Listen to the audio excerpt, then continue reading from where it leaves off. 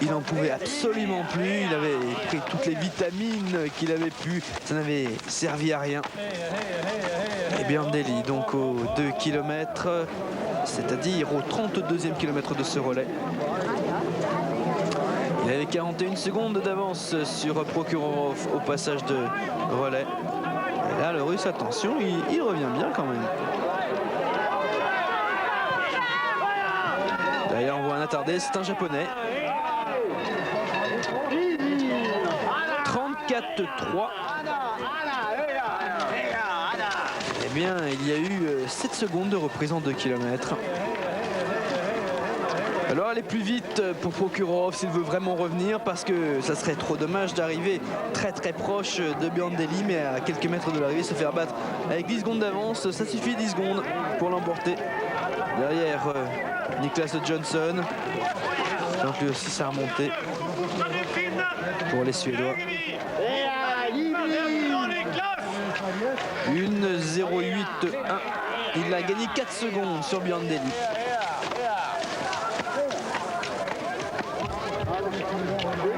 Et les Finlandais maintenant. Finlandais avec Mika Millila. Mika Millila, le problème en début de saison. Qui lui aussi a repris du temps. Il a repris 6 secondes à Biandelli. Biandelli, il est peut-être parti confiant. Biandelli, c'est un finisseur, hein, c'est un bagarreur de toute façon. On sait que s'il y a la lutte, vraiment un sprint sur la fin, il l'emportera. Il n'a pas eu qu'un seul sprint la saison dernière, que ce soit en relais, en poursuite. Le voilà bien. Biandelli, la grande star en Norvège avec Vegard Ulvang.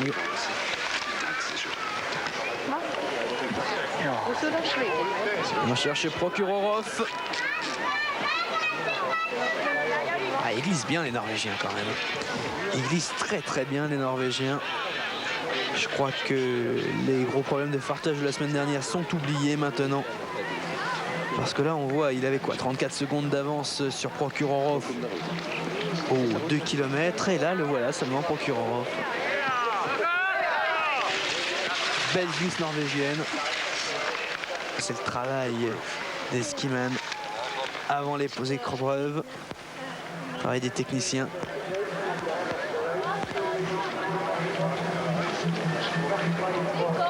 Quel désert derrière.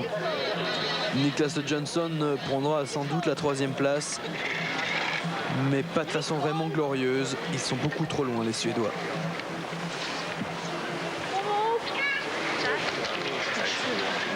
Et voilà Niklas Johnson. Alors derrière, c'est un attardé. Hein.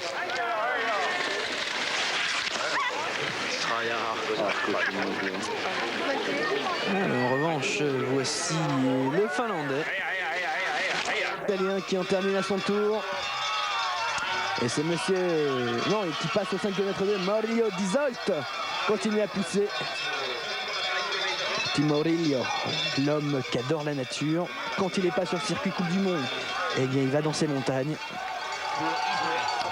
Oh, bon, on retrouve la même chose chez Vegard Ulvang et Vladimir Smirnov, hein, on le sait. Smirnov ou Ulvang qui partent tous les étés à l'attaque de haut sommet.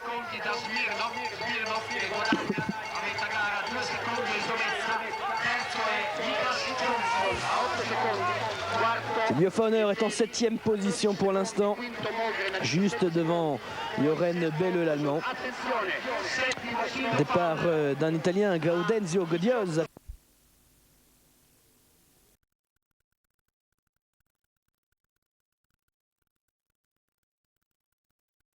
Médaille d'or au jeu de Lillehammer. Alors tous ils ont dit non, c'est pas possible. Non, là on a eu un coup de chance à Albertville où là c'est vrai ils avaient fait bien la totale. 2 médailles d'or pour Ulvang, 2 médailles d'or pour Delhi plus le relais.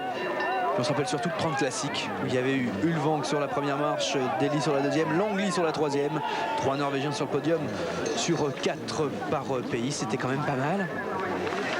Cette fois ils ont dit non, sauf un, Vegard Ulvang. Mais Vegard Ulvang c'est ce personnage, c'est vraiment le grand monsieur de circuit Coupe du Monde. C'est la provocation qu'il a voulu mettre un petit peu de pression sur son ami Vladimir Smirnov avec qui il part et bien tous les étés tracer la route avec également notre ami Pierre Guépéret de chez Salomon. Pierre Guépéret qui sera notre consultant sur les Jeux de Lillehammer. Guépéret qui suit vraiment le cirque de ski de fond depuis des années, qui a mis avec tous les coureurs. Puis d'ailleurs cet été ils sont partis tous les trois. Ils ont été en Mongolie dans les montagnes avec un guide, donc c'était carrément au feu de bois, on pêche dans les ruisseaux. Puis il leur est arrivé un petit truc drôle, enfin drôle, sur le moment c'était pas drôle, maintenant c'est vrai qu'il le raconte en se marrant, mais sur le moment je peux vous assurer qu'on a eu un petit peu peur, surtout en Norvège. Ce qui s'est passé, c'est qu'en revenant, leur guide n'était plus avec eux, il était parti et on les a accusés tout bêtement d'avoir assassiné leur guide, et donc ils ont été assignés à résidence, presque mis sous arrestation par les autorités du pays. Et puis finalement on a découvert que le guide était passé au Kazakhstan, s'était échappé de Mongolie tout bêtement. En tout cas ça fait les grands titres pendant quelques jours en Norvège. Et puis le ministère des Affaires étrangères qui est intervenu pour faire libérer Vegard Ulvang. Finalement tout s'est bien terminé, hein.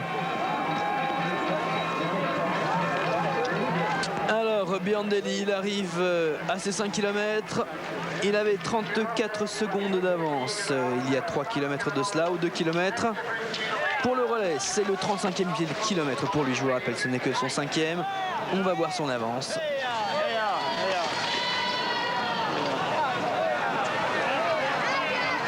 Par rapport au Russe Prokhorov. Prokhorov qui a déjà plus d'une demi-minute d'avance sur le Suédois. Lui-même a près de 20 secondes d'avance sur le Finlandais. Prokhorov qui a une demi-minute de retard aussi sur Björn Deli aux 2 km. Mais cette dernière portion de piste entre le 2e et le 5e, c'est tout en descente. Et c'est là que les Norvégiens font la différence. Il a repris 5 secondes à Prokhorov dans la descente, dans la glisse. Un bon choix de partage.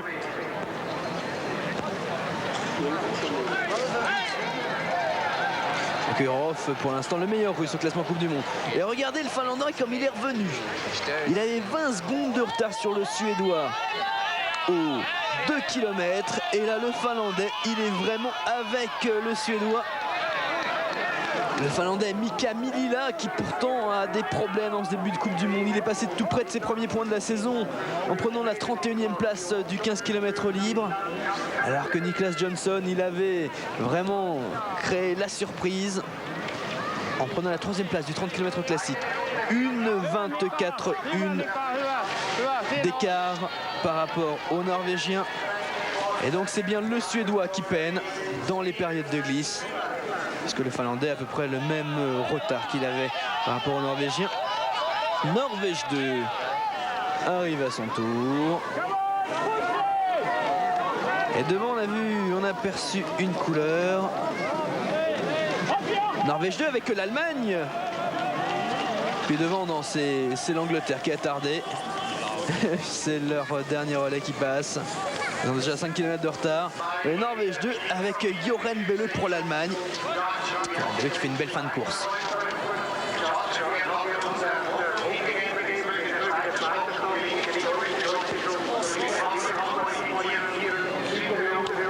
Björn Deli est tranquillement en tête maintenant. Il a 40 secondes d'avance sur le Russe Prokhorov en 3e position. À égalité, on voit une belle bagarre entre la Suède et la Finlande. 5e, Norvège 2 qui ne sera pas prise en compte pour le classement officiel. Et donc c'est tout bénéfice pour l'équipe d'Allemagne. Et Joren Belle, c'est le dernier relayeur. On vous l'avait dit, il y avait un petit fléchissement dans cette belle équipe d'Allemagne de relais allemand avec Uwe Bellmann, le 3e relayeur. Et avec Joren Belle à la fin, eh bien on peut remonter encore. Même s'il semble bien que la Finlande et la Suède soient hors de portée pour eux. Une 5e place serait déjà une belle performance. Je signale quand même qu'il y a une équipe française engagée. Une équipe, on a misé sur les jeunes puisque c'est Pierre Migneret, Cédric Vallet, Liliane Gaillard et Franck Gory. À savoir qu'à part Cédric Vallet qui faisait ses débuts l'année dernière en Coupe du Monde, et bien tous les autres, ce sont des tout petits nouveaux de cette année, des jeunes. Patrick Remy n'a pas pris le départ. De même que Hervé Ballan. Hervé Ballan, bon, c'est lui, ne se prépare pour une seule course, les Jeux, la longue distance. Il a fait l'année dernière de beaux résultats sur les 30 km libres. Il avait terminé 6e en fin de saison. Donc on ne sait jamais, ça peut être une distance pour lui, même si c'est un peu court. Hein. Il y a une énorme différence entre un 30 et un 50 km. Et puis lui, il est incapable de vraiment faire des résultats en style classique. Donc c'est vraiment le 30 libre son objectif. Il ne participe donc qu'à 2 courses individuelles avant les Jeux, des 15 km, c'est-à-dire la moitié de la distance olympique. Ça va être plus difficile pour avoir un point de repère. Et là, il a terminé relativement mal en plus hier, puisqu'il est dans les 60e, exactement à la 66e place. Alors que le meilleur français, c'est Stéphane Azam hier, qui a pris 39e place. Stéphane Azam qui n'est pas non plus dans ce relais. Non, c'est les jeunes qu'on a alignés pour leur donner un petit peu d'expérience.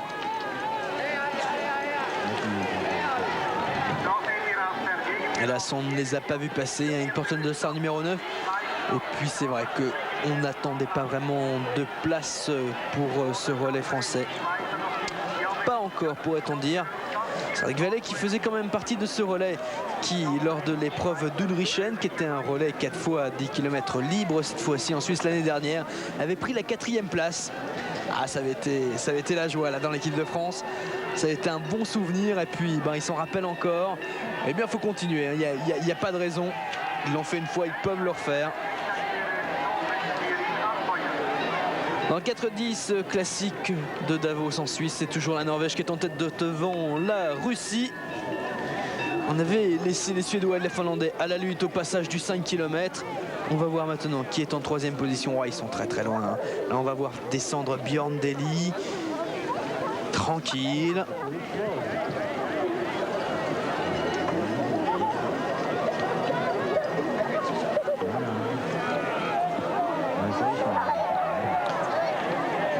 Finalement, la pluie qui était annoncée n'est pas venue et c'est tant mieux, comme ça on a une belle course.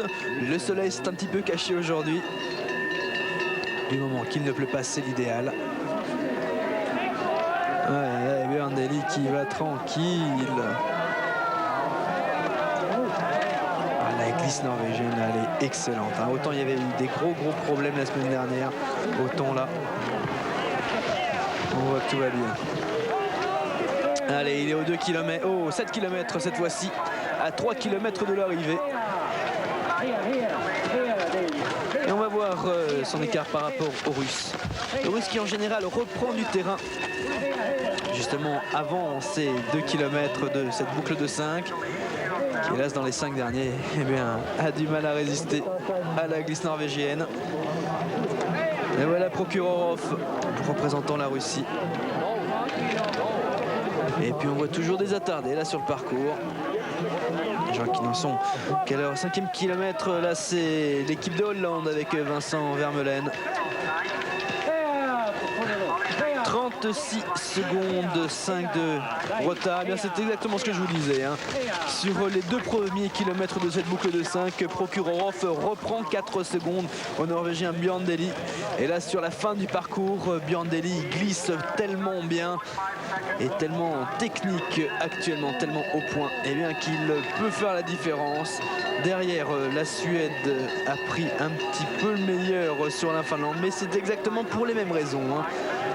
La glisse suédoise a des problèmes aujourd'hui, problème de fartage semble-t-il. Ce qui fait que sur le début du parcours, sur les 2 premiers kilomètres, il peut prendre un peu de champ par rapport aux Finlandais. Et puis derrière, il se fait reprendre. Et donc attention, Finlande-Suède, c'est une bagarre qu'on avait vécue déjà au saisie. Et puis on avait vu Iso Metsä finalement l'emporter au sprint au tout dernier moment pour les Finlandais devant Torgny Mogren. Iso Metsä qui était le premier relayeur aujourd'hui. Iso Metsä qui fait un super début de saison. 4e et 5e en 2 courses, c'est plutôt pas mal. Sachant que c'était jusque-là son meilleur résultat, c'était une 8e place l'année dernière.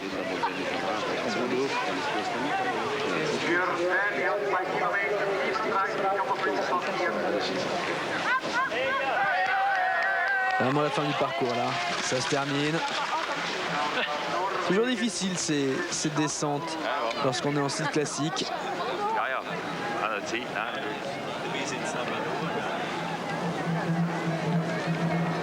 Ah ouais, le passage de Bjørn Dæhlie.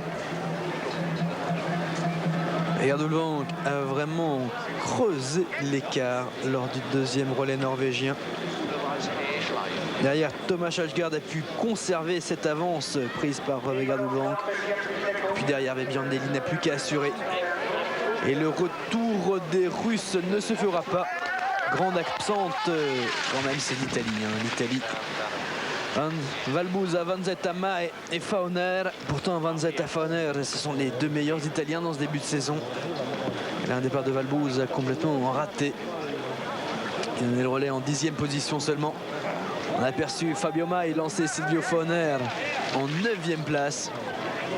Les Italiens qui sont quand même, je vous le rappelle, vice-champions du monde et vice-champions olympiques.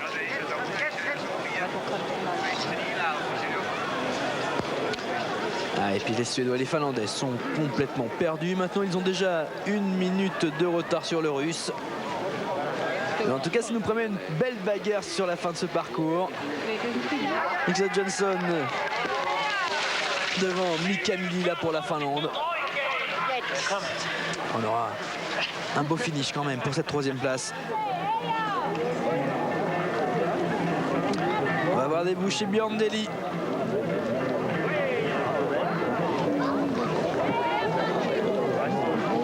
Grand week-end norvégien après le doublé de samedi dans le 15 km libre. Dæhlie qui l'emportait devant Gerdulvang. Puis 3e, c'était Torgny Mogren, le Suédois. Et cette fois le relais avec le survol total de l'équipe de Norvège. Enfin, on a quand même eu un petit peu peur côté sélectionneur norvégien quand on a vu que c'était Skeldal et Brors qui prenaient les premiers relais pour Liechtenstein, Norvège, cette équipe mixte avec le dossard numéro 27 et que Skeldal Brors s'accrochait bien, surtout Skeldal qui est passé en tête le premier relais. Donc pour le prochain relais, on va se poser des questions. Et difficile quand même avec cette si bonne équipe norvégienne où il y a une dizaine de coureurs capables de faire des résultats en Coupe du Monde. Et entre autres, bien évidemment, Sture Sivertsen. Je pense que ce n'est pas une véritable erreur puisque Sture Sivertsen, le 10 km classique, c'est sa distance. Il est champion du monde sur cette distance-là. Bjørn Dæhlie et Prokhorov qui terminent maintenant. Dernière difficulté du parcours. Une petite butte en virage en épingle.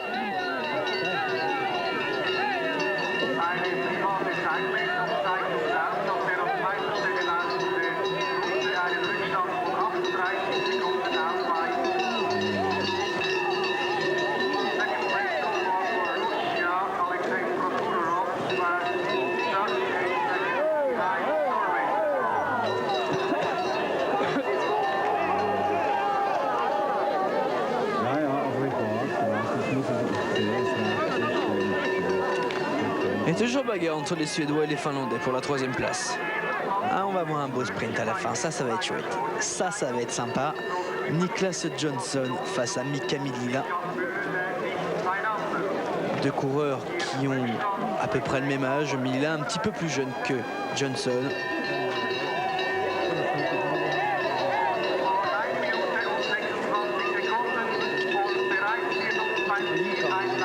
Ils se suivent depuis l'Iran Junior. Allez, regardez, il y va Millila cette fois, il a attaqué à cet endroit-là alors que Jonsson pensait pouvoir continuer à glisser. Alors Millila, il a lancé son accélération. C'est la dernière ligne droite. Ah ouais, Bjørn Dæhlie qui va s'imposer facilement, tranquille, allez, il termine, il force même pas, il se retourne un petit peu. Là, c'est un petit peu de provocation face aux autres équipes. Bjørn Dæhlie qui s'est senti humilié la semaine dernière, il a même failli tomber, il a déjà remonté ses lunettes. Allez, bon, on termine tranquillement. Voilà, on ne s'est pas trop donné pour cette épreuve-là. La Norvège qui remporte donc ce premier relais de la saison. 93-94 de ski de fond masculin.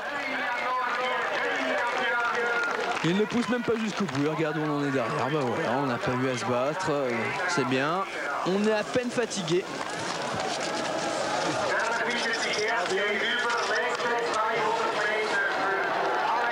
Le Russe qui va prendre la deuxième position avec Prokhorov.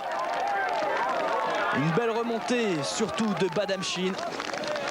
Badamchine qui a fait une très belle course, le deuxième relayeur russe, pour ramener Botvinov et Prokhorov dans la course. Badamchine qui prenait le relais en 5e position.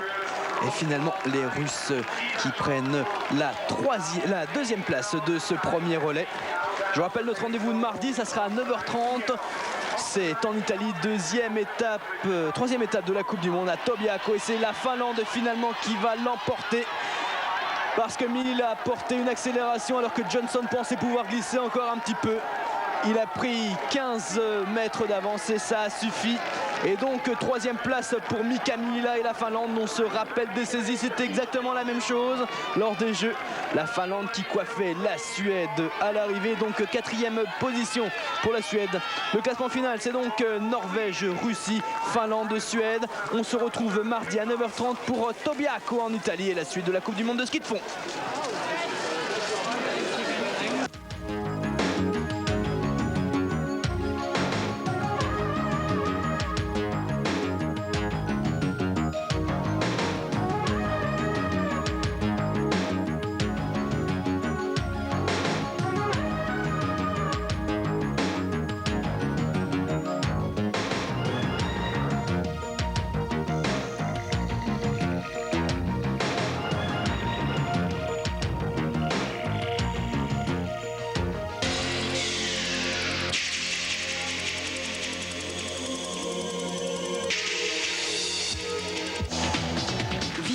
Les grands moments du sport avec Volvo. La Coupe du Monde de ski. Eurosport est dans le portillon de départ de toutes les épreuves de la saison. D'un sommet à l'autre, de piste en piste, une couverture unique. En intégralité sur Eurosport, le grand manège du Cirque Blanc. La Coupe du Monde de ski vous est présentée par Eurosport en association avec Atomic. Le slalom messieurs de Madonna, lundi 9h55 et 12h30 en direct, et le Super G dames de Flachau en Autriche, mardi 11h45 en direct. La Coupe du Monde de ski sur Eurosport.